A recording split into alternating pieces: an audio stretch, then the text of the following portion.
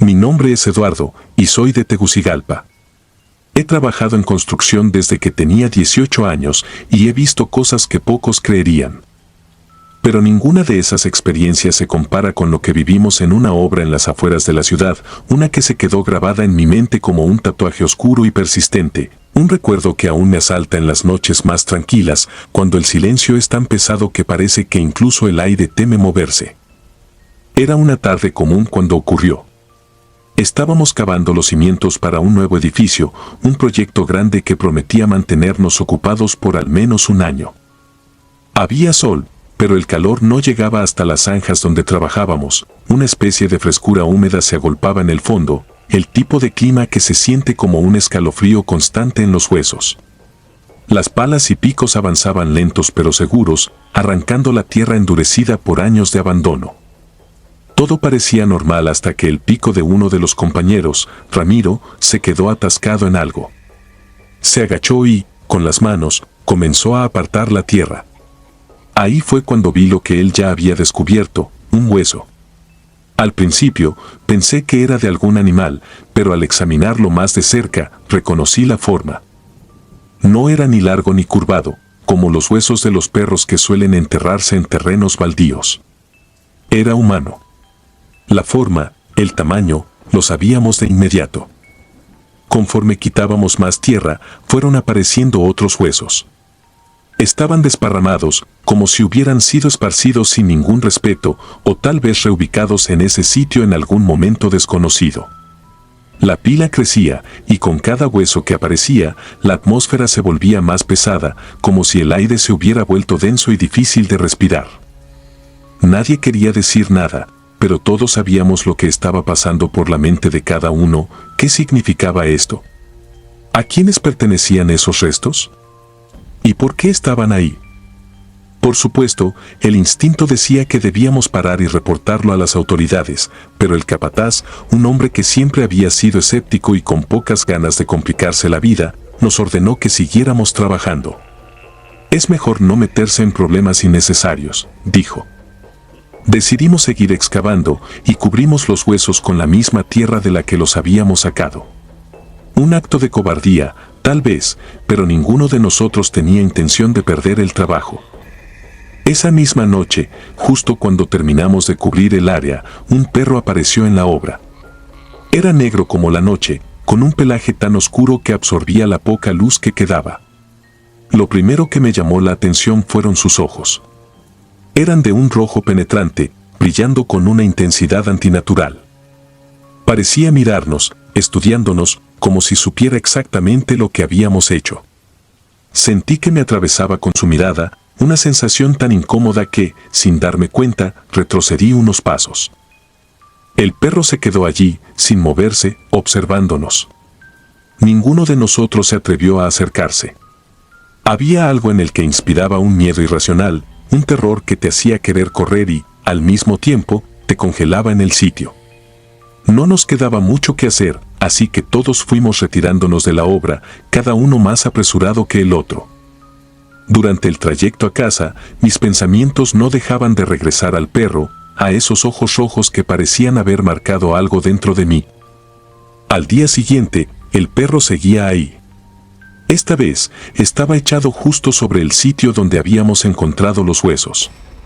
Lo extraño era que no ladraba, ni gruñía, solo nos miraba. Cada vez que alguien intentaba acercarse, el perro se levantaba lentamente y se movía con esa parsimonia inquietante, como si supiera que no podía ser ahuyentado tan fácilmente.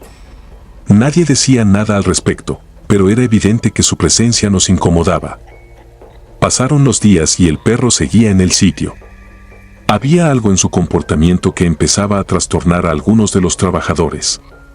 Ramiro, el primero en encontrar los huesos, fue el primero en ceder. Me dijo que había soñado con el perro, y que en el sueño, el animal lo perseguía por un cementerio abandonado, un lugar tan oscuro y desolado que ni siquiera las estrellas querían brillar sobre él. Despertaba sudando y sin aliento, con la sensación de que algo se le venía encima, aunque no había nadie en la habitación. Yo también empecé a tener sueños extraños. Soñaba que caminaba por el sitio de la obra, pero en lugar de ser un terreno baldío, era un cementerio antiguo. Las tumbas estaban rotas y había cruces y lápidas desparramadas como si alguien hubiera pasado a destruirlo todo. Caminaba entre las ruinas y al final del camino siempre estaba el perro mirándome con sus ojos rojos. Despertaba cada noche justo antes de llegar a él, con el corazón latiéndome tan fuerte que me costaba volver a conciliar el sueño. Mientras tanto, en la obra, las cosas empezaron a ir mal. Las herramientas desaparecían y los que intentaban trabajar en la zona donde encontramos los huesos sufrían accidentes. Uno de los muchachos, Manuel, cayó de una estructura y se rompió una pierna. No fue nada letal, pero todos sabíamos que había algo más detrás de todo esto. Era como si el terreno mismo estuviera maldito, como si algo invisible, pero poderoso, intentara protegerlo de nuestras manos intrusas. Fue entonces cuando empezaron los rumores. Algunos decían que el perro era el guardián de un cementerio olvidado, un antiguo lugar de descanso que había sido profanado cuando comenzamos la obra. Otros decían que no era un perro en absoluto, sino el espíritu de uno de los muertos, de alguien que había sido enterrado allí y que ahora buscaba venganza. Y luego estaba la versión más siniestra, la que contaba que el perro era el demonio mismo, enviado para castigar a aquellos que habían perturbado la paz de los muertos. Pasaron semanas y el perro seguía ahí, inmóvil y atento. La mayoría del equipo ya estaba al borde de la paranoia y algunos incluso se negaron a seguir trabajando. Yo trataba de mantener la calma, de no ceder ante el miedo irracional, pero cada noche el sueño se hacía más y más intenso. Era como si algo me estuviera llamando, como si una voz profunda y gutural susurrara mi nombre desde el fondo de la tierra. Un día, el capataz decidió que debíamos cavar en el mismo sitio para avanzar con la obra. Nadie quería hacerlo, pero no había opción. En cuanto tocamos la tierra, el perro comenzó a aullar. Era un sonido desgarrador, como un lamento que venía de un lugar más allá de lo comprensible. Todos sentimos el escalofrío recorrer nuestras espinas y a pesar de que el capataz intentó imponer su autoridad, nadie quiso tocar la pala.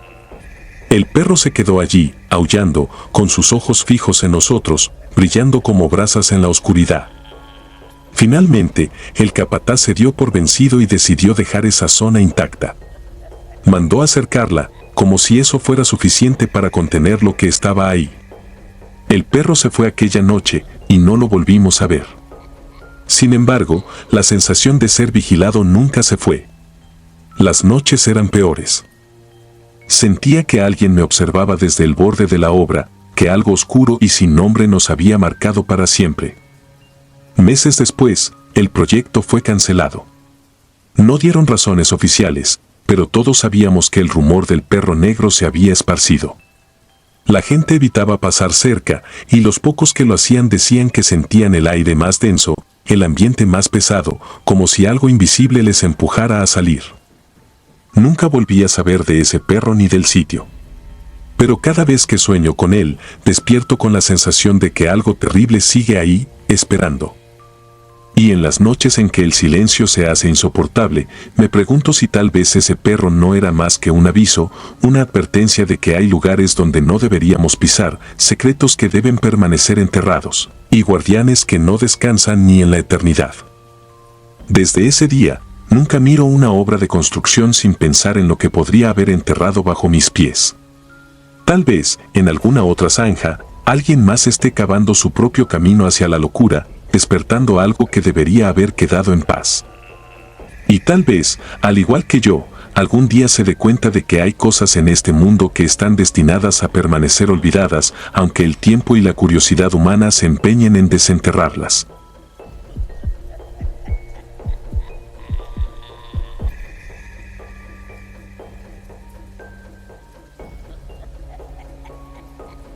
Soy de Quito y he trabajado en la construcción durante más de 20 años. He visto cosas que harían que muchos se alejaran de este oficio. He sido testigo de accidentes espantosos, de huesos rotos y sangre derramada, y he escuchado historias de lugares malditos donde los trabajadores se niegan a volver. Pero jamás había experimentado algo como lo que viví en esa obra cerca de la Loma de Pichincha. Era un trabajo nocturno, algo común en proyectos donde el tiempo apremia. El edificio iba a ser un centro comercial y las órdenes de los ingenieros eran claras, debía estar listo en 6 meses, llueva o truene. Nos habíamos acostumbrado al frío de la medianoche y a la bruma espesa que bajaba desde la loma, pero había algo en esa zona que nunca terminó de asentarse en mi pecho. Algo oscuro, como un peso que se sentía en el aire y que nos dificultaba respirar, como si cada piedra y cada rincón ocultaran un secreto. La primera noche, no sucedió nada fuera de lo normal. Solo el ruido de las máquinas y el zumbido del generador. Pero al tercer día, a eso de la medianoche, el silencio fue roto por un grito. No era un grito humano.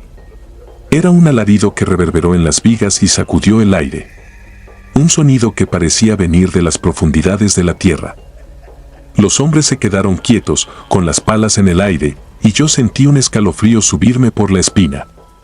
Todos nos miramos en silencio, como buscando confirmación de que lo habíamos escuchado, pero nadie dijo nada. A la mañana siguiente, uno de los albañiles, Luis, un tipo joven y fuerte, me contó la historia. Dicen que hace unos 50 años, en la misma loma, un trabajador murió sepultado. No encontraron su cuerpo hasta semanas después, y cuando lo hicieron, su rostro estaba distorsionado por el terror. Los ancianos dicen que su espíritu aún ronda por aquí, buscando venganza contra los vivos. Él era el último hombre de su turno, el último en quedar atrapado. No creí en la historia, por supuesto. Había escuchado cuentos de fantasmas en casi todas las obras, relatos que los hombres inventan para pasar el rato y asustar a los nuevos. Pero esa misma noche, volví a escuchar el grito. Esta vez, fue más fuerte, como si viniera desde el fondo de una fosa. Fue un sonido tan desgarrador que tuve que taparme los oídos. Algunos de los hombres huyeron, dejando caer sus herramientas, y me quedé allí, paralizado, intentando entender qué demonios estaba ocurriendo. Pasaron varios días sin que nada extraño sucediera, pero el ambiente se había vuelto denso. Los hombres estaban nerviosos, y se decía que algunos habían tenido pesadillas con el hombre sepultado, que se les aparecía en sueños, pálido y cubierto de tierra, suplicando por su vida. A veces, incluso cuando estaba despierto, creía ver sombras moviéndose en los rincones.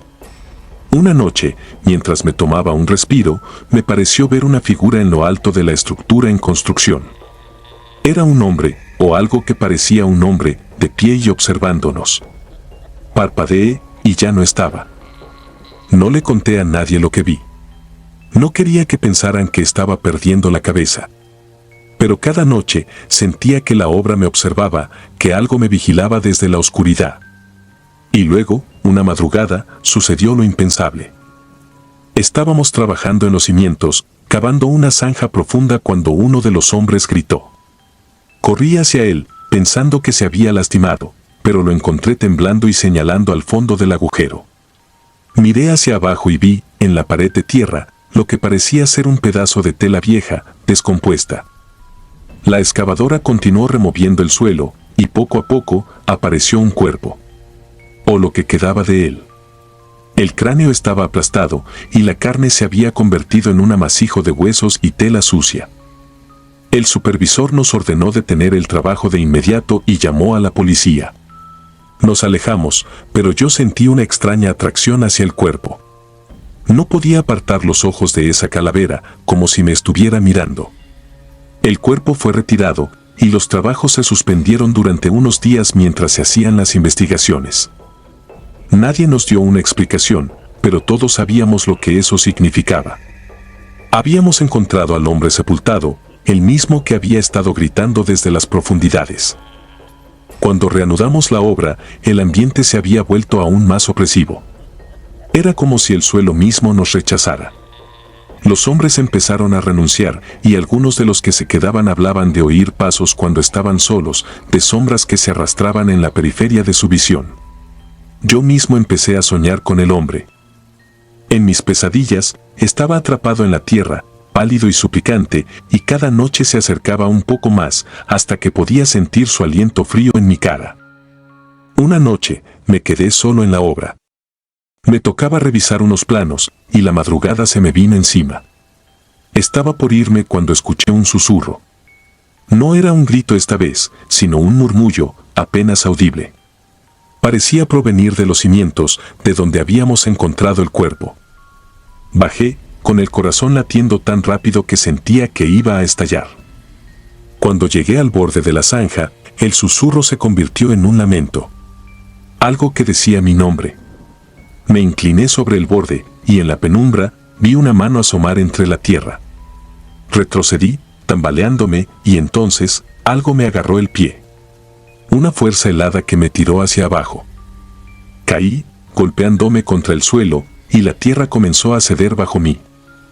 Me aferré al borde de la zanja, pero algo tiraba de mí hacia abajo. Con todas mis fuerzas, logré salir, y me alejé corriendo, respirando con dificultad. Esa noche, no volví a la obra, y al día siguiente renuncié. No volví a escuchar los gritos, pero las pesadillas continuaron.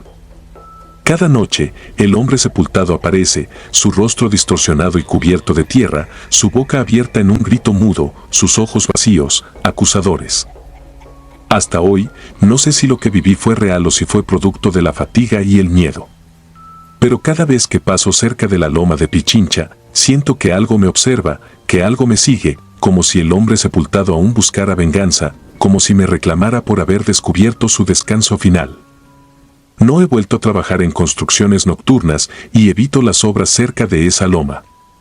Porque sé que, en la oscuridad, todavía se escuchan los ecos de su grito, buscando a quienes perturbamos su eterno sueño.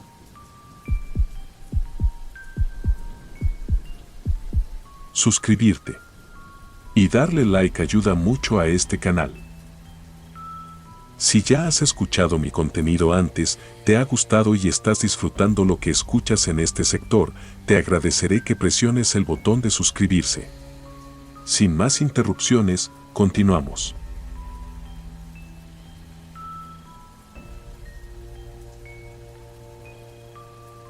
No sé si lo que viví fue algo sobrenatural o solo la consecuencia de trabajar tantos años entre polvo, ruido y noches sin dormir, pero desde aquella obra en la que casi pierdo la cabeza, no puedo pasar frente a un edificio en construcción sin sentir que alguien me mira desde los niveles vacíos.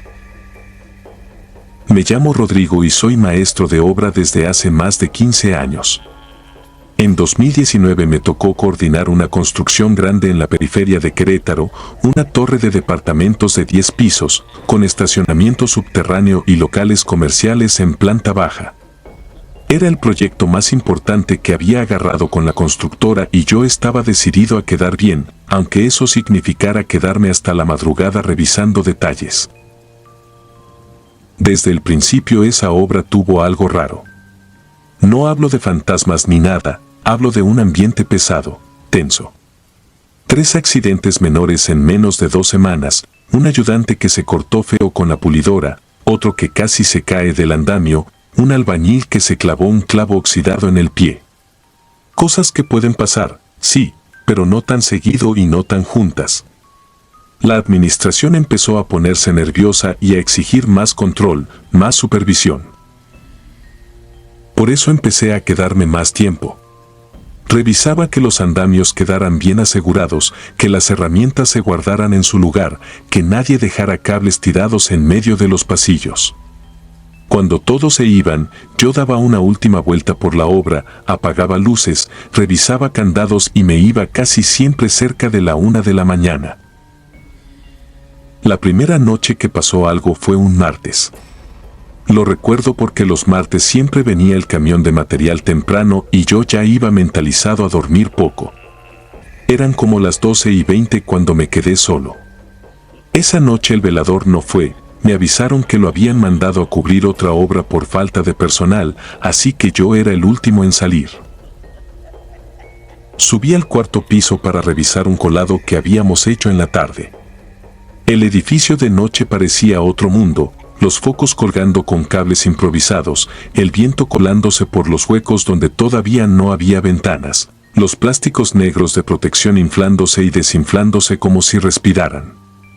El eco de mis pasos rebotaba en el concreto húmedo y cada sombra parecía más larga de lo normal.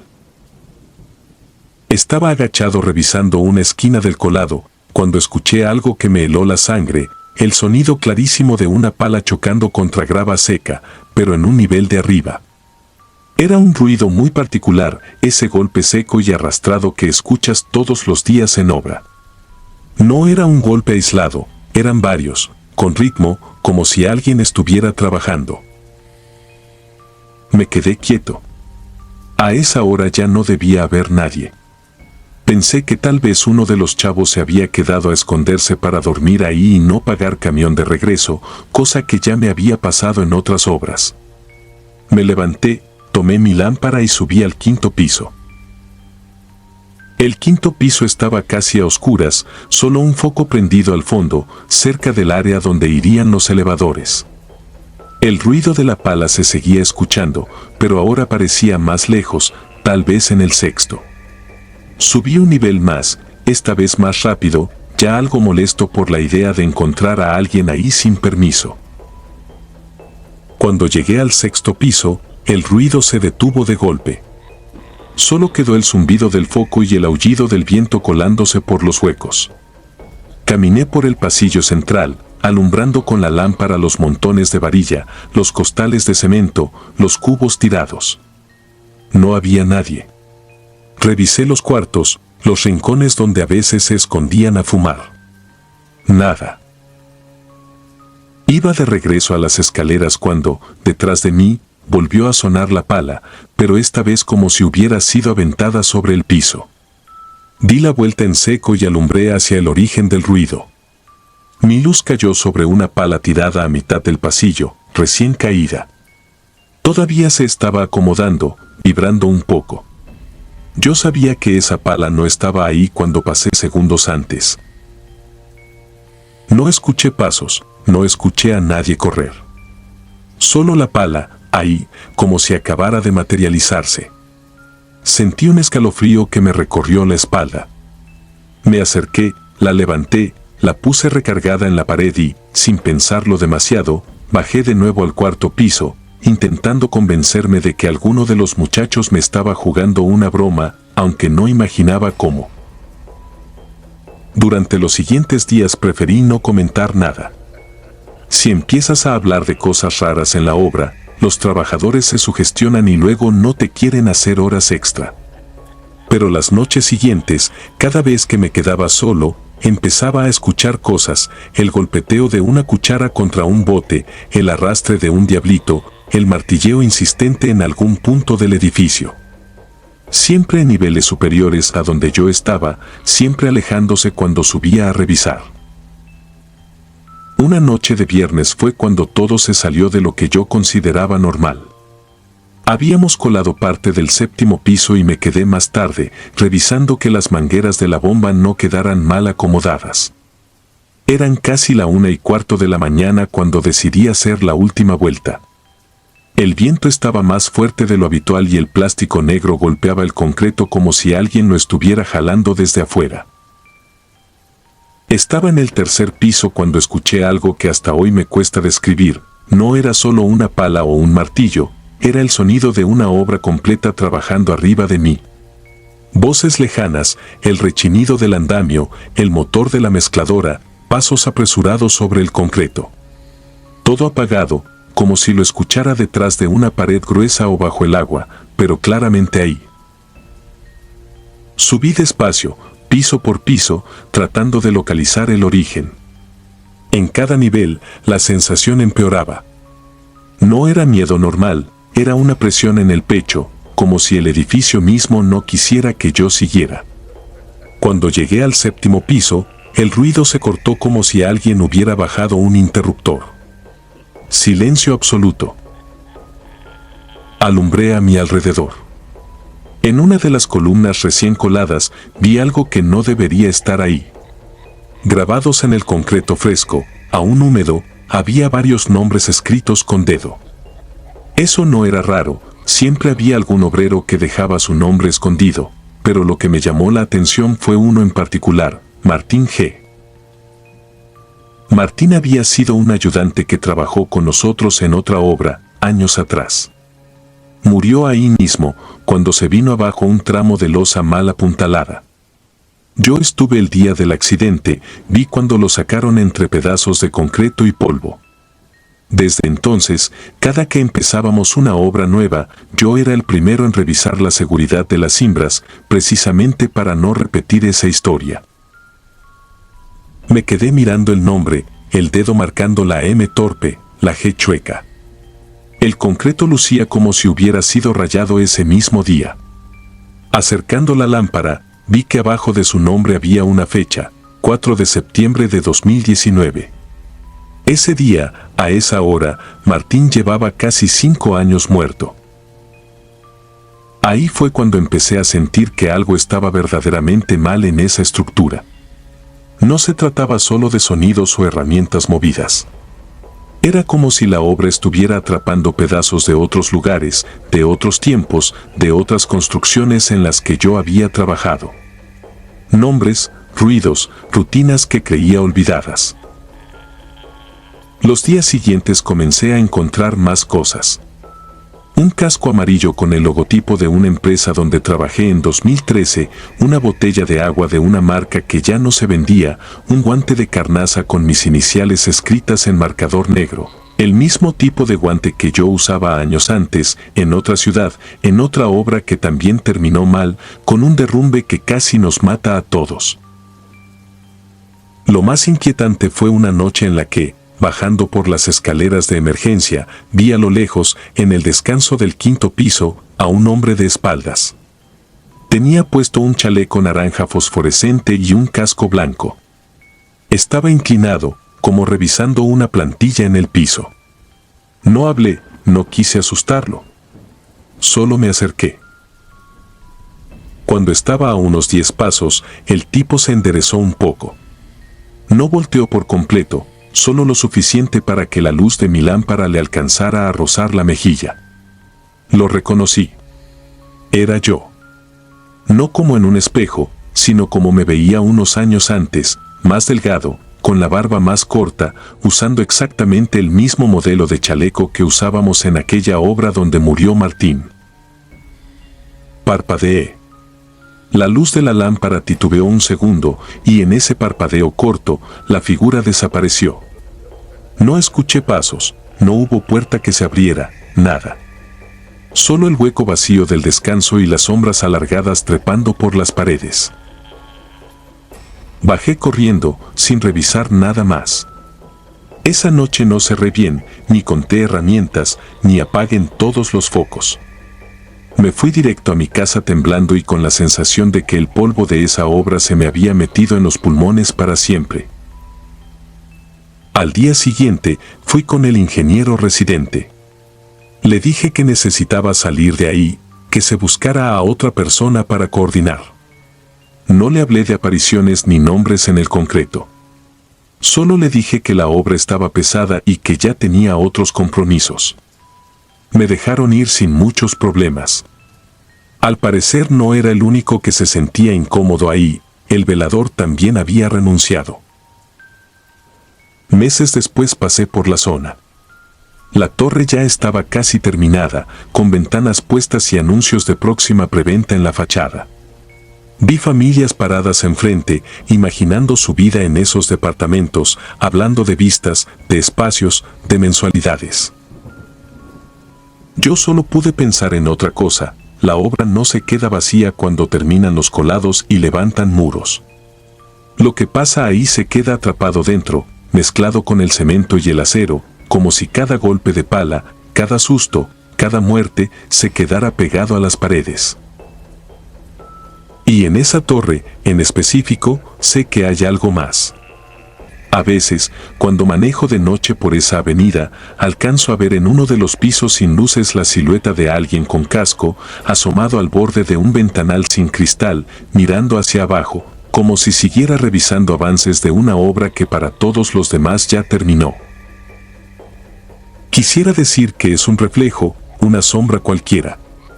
Pero en el fondo sé que, en algún nivel de ese edificio, sigue trabajando una versión mía que nunca salió de ahí, repitiendo eternamente errores, escuchando las mismas balas, encontrando los mismos nombres que nunca debieron escribirse en ese concreto.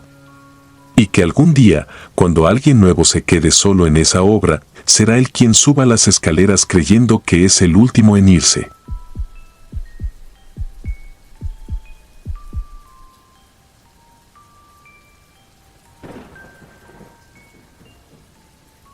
Me llamo Julián y llevo más de 10 años en la construcción. He visto accidentes y derrumbes, pero lo que viví en una obra en 2017, en las afueras de Monterrey, es lo único que me hizo pensar seriamente en dejar el oficio. Desde entonces, cada columna recién colada me parece una tumba. Era un parque industrial levantado sobre tierras agrícolas. De día sobraban ingenieros y supervisores, pero el colado fuerte se hacía de noche para aprovechar el frío. Mi cuadrilla entraba de 10 de la noche a 5 de la mañana. Éramos 6, más el operador de la bomba y el velador, Don Tello, un hombre flaco que caminaba con una lámpara colgándole del pecho. Aquella noche debíamos colar una fila de columnas y un tramo de losa en el módulo se íbamos atrasados y el cliente presionaba. Desde que cruzamos la reja sentí el ambiente raro. No soplaba aire, pero las lonas de los andamios se inflaban como si algo respirara detrás. El terreno baldío junto a la obra se veía más oscuro de lo normal, aún con las torres de luz apuntando hacia allá. Mientras revisaba niveles, Don Tello se me acercó y, sin saludar, dijo que no nos tardáramos, que esa era noche de ruido adentro. Le pregunté qué quería decir. Señaló la fila de columnas en cimbra y murmuró que ya había escuchado golpes por dentro antes de que llegáramos. Lo tomé como superstición de velador desvelado y seguí con lo mío. La pipa llegó cerca de medianoche. El motor de la bomba retumbó, la manguera empezó a escupir concreto espeso. Colamos primero las columnas del centro. El vibrador zumbaba, los muchachos trabajaban en automático. Todo parecía normal hasta que tocó la columna de la esquina, la que daba hacia la zona más oscura del terreno. Apenas entró la mezcla, la manguera pesó el doble. Le pedí a Iván que sostuviera mejor y bajé el vibrador. Entre el ruido del motor escuché un sonido distinto, un quejido muy bajo que venía del interior del cimbraje. Pedí que apagaran la máquina para revisar fugas. En cuanto el motor se cayó, el quejido se convirtió en un lamento apagado, claramente humano. Nadie habló, pero todos nos quedamos inmóviles mirando la columna. Sentí la garganta seca. Es aire atrapado, dije, más para mí que para ellos. Sigan. Encendimos de nuevo el vibrador.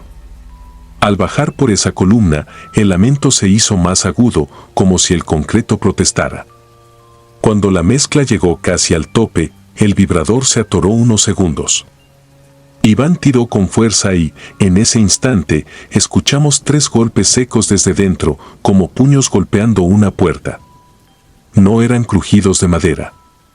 Eran golpes rítmicos, cargados de desesperación. Terminamos el colado con la mandíbula apretada. Quise convencerme de que eran ruidos normales de cimbra acomodándose. Sin embargo, mientras avanzábamos con la losa, los golpes regresaron, más suaves, constantes, como si alguien, encerrado en la columna, siguiera pegando sin detenerse. El viento empezó a correr helado entre los castillos y las torres de luz parpadearon. En un momento en que los muchachos fueron por agua, me quedé solo en el módulo. Se sentía la mirada de la esquina clavada en la espalda. Me acerqué a la columna. Coloqué la mano sobre la madera.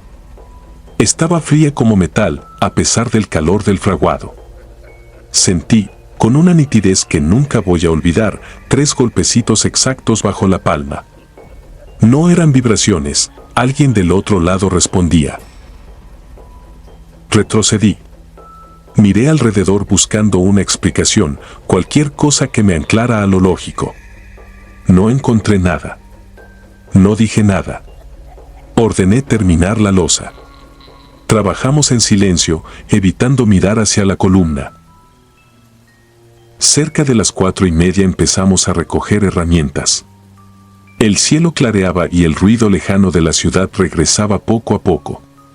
Yo guardaba extensiones cuando escuché mi nombre. Julián. La voz venía desde el módulo C. Pensé que era uno de los muchachos y caminé hacia allá. No vi a nadie, solo las columnas recién coladas, húmedas, alineadas. La voz se oyó de nuevo, más clara, ronca. Julián, no me dejes aquí. Esta vez supe exactamente de dónde salía, de la columna de la esquina. Todo mi cuerpo se tensó. Me acerqué despacio. La madera vibraba apenas. La voz sonó otra vez, pegada al cimbraje, como si hablara a través de una pared gruesa. Siempre te vas primero. Me tomó un segundo entender. Luego la memoria me golpeó. 2 años antes, en otra obra, habíamos perdido a un compañero, Manuel. Colábamos un muro cuando la cimbra cedió. El concreto se vino abajo, lo tumbó y lo atrapó. Aquella noche yo me había ido antes, dejé el cierre a cargo de otro maestro porque ya casi acababan. Cuando me llamaron, Manuel llevaba horas enterrado. Nunca hablé mucho de eso, pero la culpa se quedó. Y ahora, detrás de esa madera clavada unas horas antes, la voz sonaba igual de ronca que la de Manuel, solo que ahogada en grava. Dijiste que volvías, murmuró. No volviste. Me temblaron las manos. Entre 2 tablas del cimbraje, por un segundo, asomó algo gris e hinchado con forma de dedos buscando una salida. Rasparon la madera desde dentro y luego se hundieron, tragados por el concreto. Di varios pasos hacia atrás sin darme cuenta. El lamento se multiplicó. Ya no era una sola voz. Eran muchas, algunas tan lejanas que parecían venir del fondo de la tierra. Todas repetían lo mismo, en murmullos que vibraban en los castillos, que no las dejáramos ahí. No recuerdo cómo acabó el turno. Solo sé que cuando el supervisor llegó, yo ya tenía escrita mi renuncia en una hoja arrugada. Inventé enfermedades, problemas familiares, cualquier cosa. Me fui sin mirar atrás. Dejé botas y casco tirados en el contenedor. Sigo en la construcción porque no sé hacer otra cosa, pero busco obras chicas, casas, locales.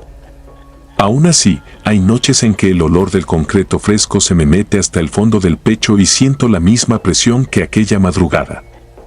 Cuando paso en camión junto a un edificio en obra negra, evito ver las columnas alineadas. En mi mente siguen golpeando desde dentro, llamándome por mi nombre, recordándome que para algunos la obra no fue trabajo temporal, sino el lugar donde se quedaron encerrados para siempre, sosteniendo un peso que nadie quiere escuchar.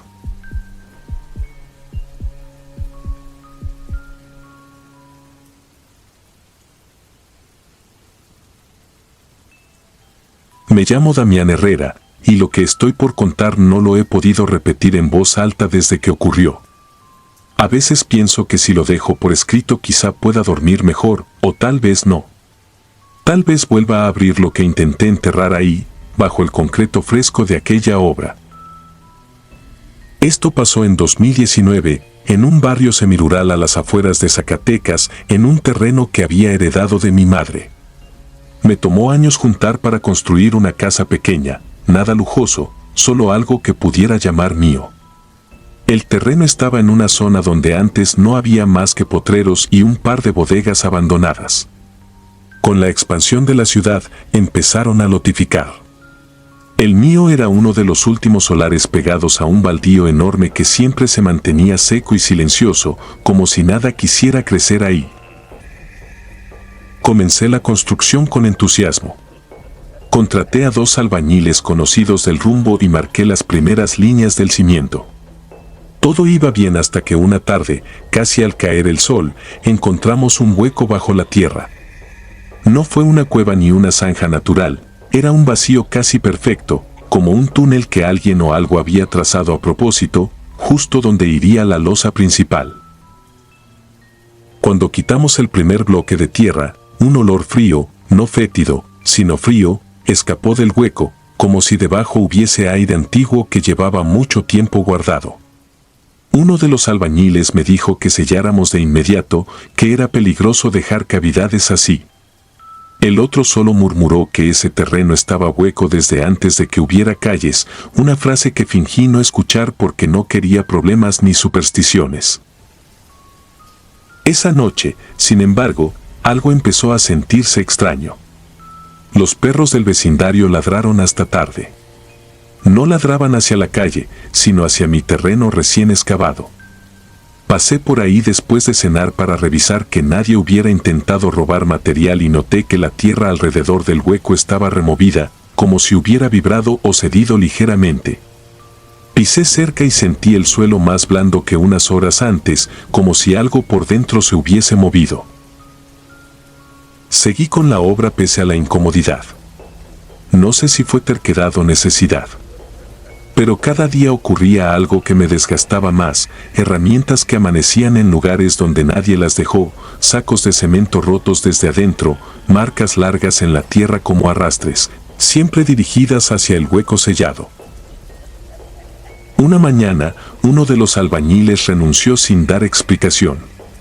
Solo dijo, ahí abajo hay algo que no quiere que cierre su espacio.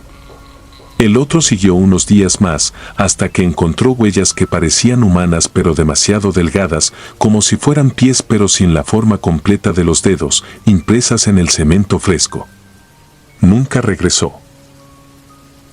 Ahí me quedé yo, solo, con un terreno a medias y un hueco que parecía respirar. No sé en qué momento empecé a sentir que alguien, o algo, me observaba desde abajo.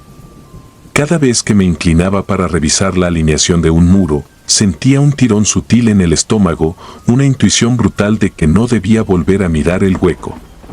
Aún así, no podía evitar hacerlo. Una tarde decidí enfrentar lo que fuese.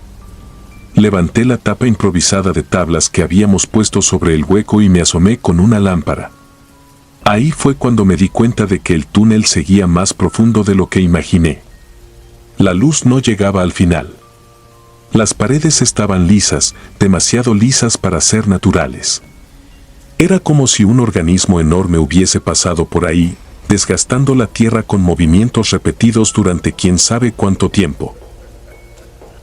No pude dormir esa noche. Algo caminó bajo el suelo de mi casa rentada.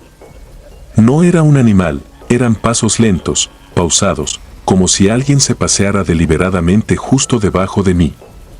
El piso vibraba apenas, pero suficiente para sentirlo en los pies. Una idea me golpeó con fuerza, la cosa del hueco había salido a buscar lo que le pertenecía. Al día siguiente volví al terreno. Las tablas que tapaban el hueco estaban rotas desde adentro, astilladas hacia afuera. Y ahí, justo al borde, había restos de tierra húmeda que no era como la del lugar, era más oscura, como arcilla mezclada con algo que parecía ceniza. Me escondí detrás de un montículo de grava, incapaz de moverme.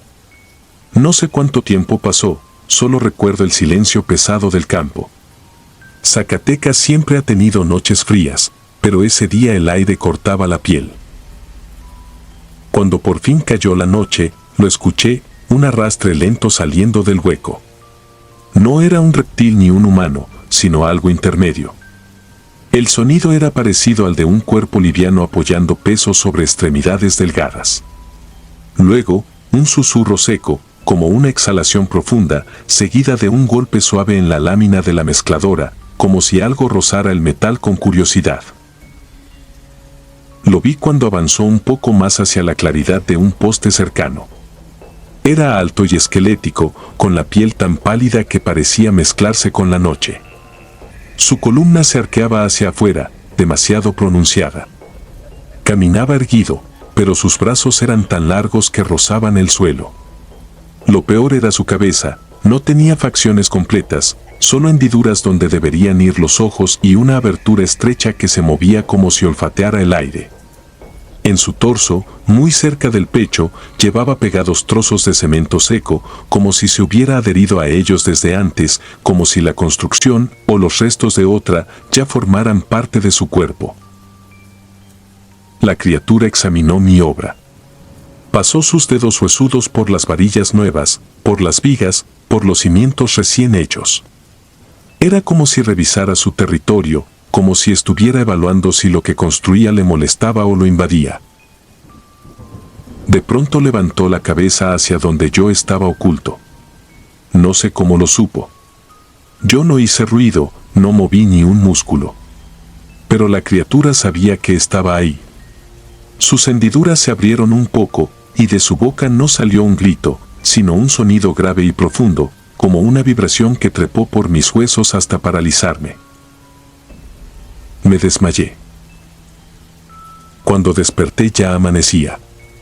El hueco estaba completamente sellado.